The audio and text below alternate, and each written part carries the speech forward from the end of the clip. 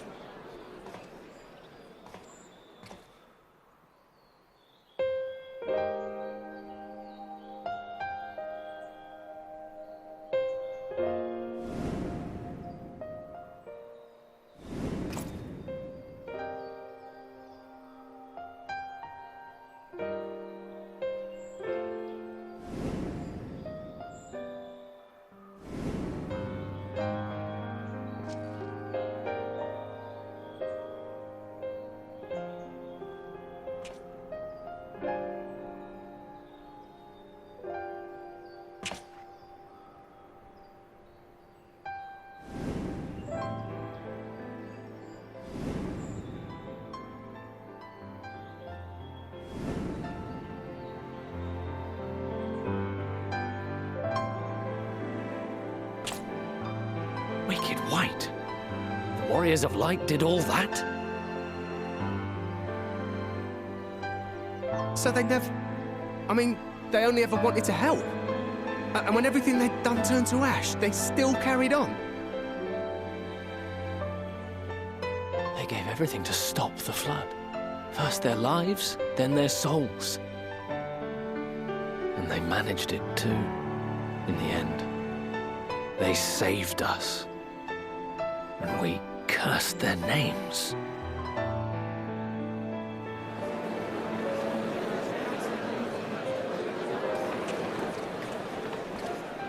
This should go a long way towards clearing the air.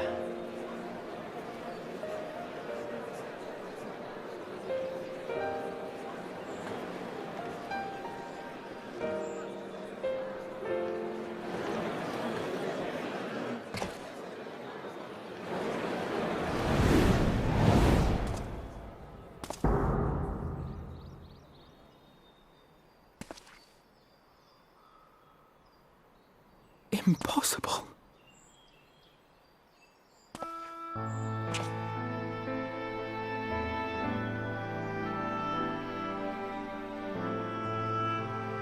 I definitely see something.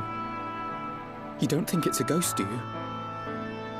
Nay, yonder standeth no bloodless apparition, but a warrior of light and darkness both. Ardbert. What in the world?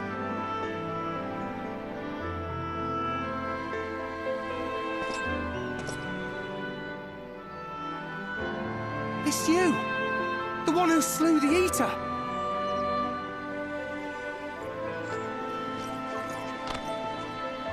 That it should be the Warrior of Darkness who brought the truth to light. You've saved me a fair bit of time.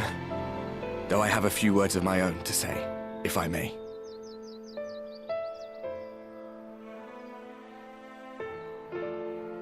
People of the Crystarium! I am Ardbert, one of those you know as a Warrior of Light. That's impossible. You should be dead. Aye, that I should.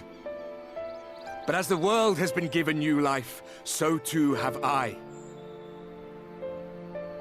I know not why I, and I alone, have been gifted this chance.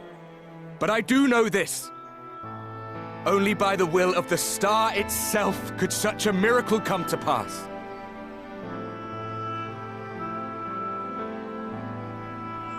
The hero who stands before you now, the Warrior of Darkness, is not of this world. And the day will come when he must return to his home.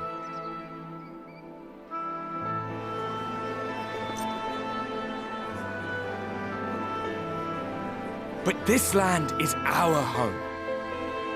And if it is to remain so, now and forevermore, it is we who must protect it. The time to rely on saviors from afar has passed. It is you who must rise. You who must become the new warriors of light! What? Us? Warriors of Light?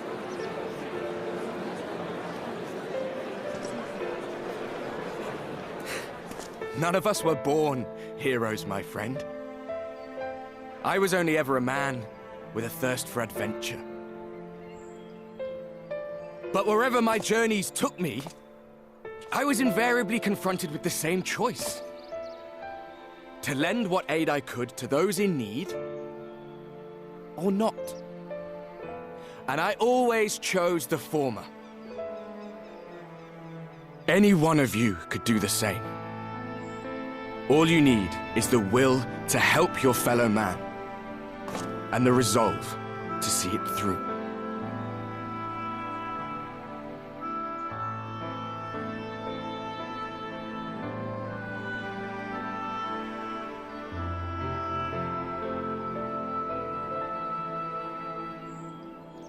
From thine own lips did we learn of Ardbert's fate, and by thy countenance I gather thou art not inclined to recant thy testimony.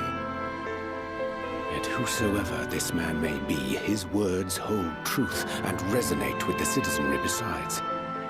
For us to voice our doubts here and now would serve but to sow disquiet. 'Twere better we retired unto the ocular and there discuss this matter in private. Go. I will stay here and watch.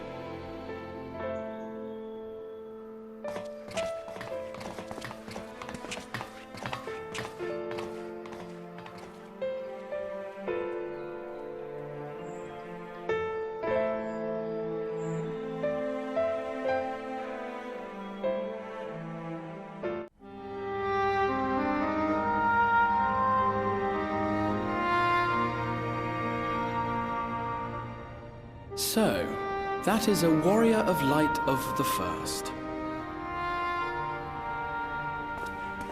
I've not had the pleasure of making his acquaintance, but as you all seem to be in agreement, I gather this is no simple case of mistaken identity.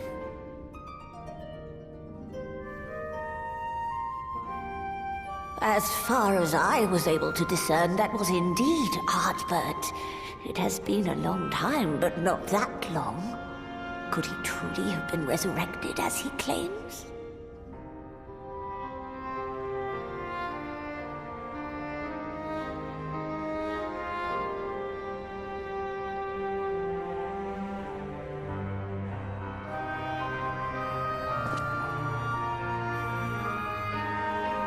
Ardbert did entrust his very soul unto thee. I see no reason to question thy judgment. Nor I. To my eyes, your ether burns as brightly as the day you slew Emmett Selk. That is proof that he is with you still.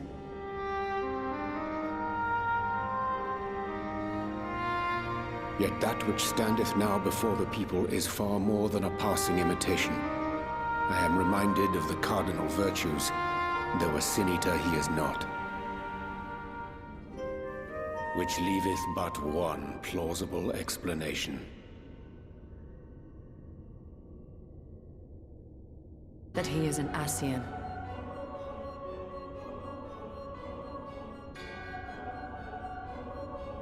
Given their fondness for posthumous possession, I would have to agree. From what I understand, the Warriors of Light were laid to rest in Yulmore by those whom they had aided in life. At the time, some few still remembered them as heroes. Needless to say, 4 of them were subsequently exhumed to serve as the virtues. And if one knew where to look, Ardbert too would not have been difficult to find. Assuming then that this is indeed the work of an Ascian, my mind inevitably turns to the last remaining paragon to survive the Sundering.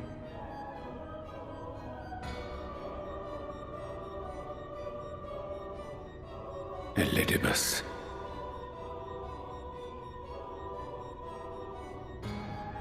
That Xenos hath reclaimed his own flesh is known.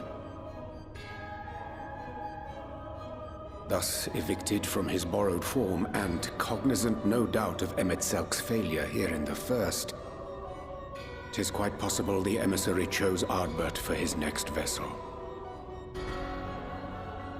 Inhabiting the flesh of the fallen?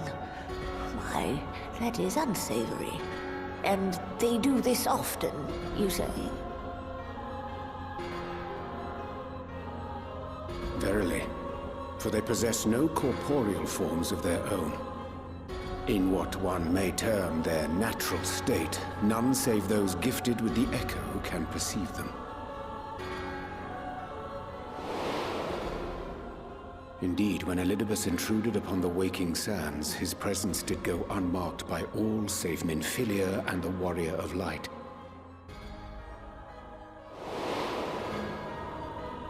On that occasion, I myself remained ignorant of his coming until after his departure. It was only at a later juncture, when he deigned to appear before me in borrowed flesh, that I was finally able to take the measure of him. In such puppetry do the Ascians engage when they seek to influence the course of history. And they have gained much by it. Emet-Selk single-handedly built the Garlean Empire in this manner, while La Hebrea came close to conquering Eorzea, having taken possession of Thancred's living body. Yet it must needs be noted that the Ascians cannot avail themselves of all mortal vessels. For were they able to do so, none would serve as a better pawn than our own redoubtable champion. Mayhap the blessing of light shieldeth Hydaelyn's chosen from Ascian influence. Or mayhap other forces are at work. We cannot say for certain. Whatever the reason, I hope it holds true. I dare not contemplate what might come to pass otherwise. Is it not peculiar, then, that Ardbert's mortal remains should be susceptible, given that he was once a warrior of light? Or did the final departure of his soul make it possible, perhaps? Regardless, to hear an Ascian use him to call forth new warriors of light boggles the mind.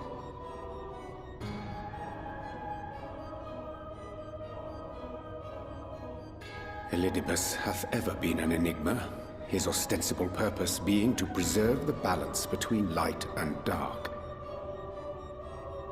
When he made overtures towards me, however, I was afforded a glimpse behind the mask of the self-appointed emissary. I shall not defend mine actions, undertaken in pursuit of a better understanding of our foe as either wise or prudent. Nevertheless, what little I did glean may now prove useful. Elidibus possesseth a subtle mind, practiced in the art of manipulation. That he coaxed this star's most valiant heroes as far as the source with naught save half-truths is no trifling feat. And now I believe he doth employ his skills once more to some as yet unknown end. Though naught is certain, should my suspicions prove true, we shall have need of all our wits if we are to uncover and thereafter thwart his plot. Agreed. 'Tis plain that simply speaking out against him will not avail us. At best, it would only serve to confuse the people. And I would hesitate to do anything which might tarnish Ardbert's reputation once more, nor yours by association.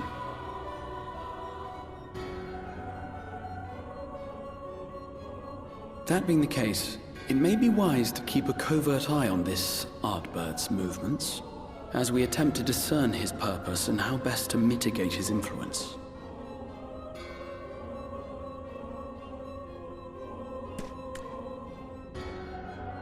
His performance appears to have concluded. What now? Go back out and follow him?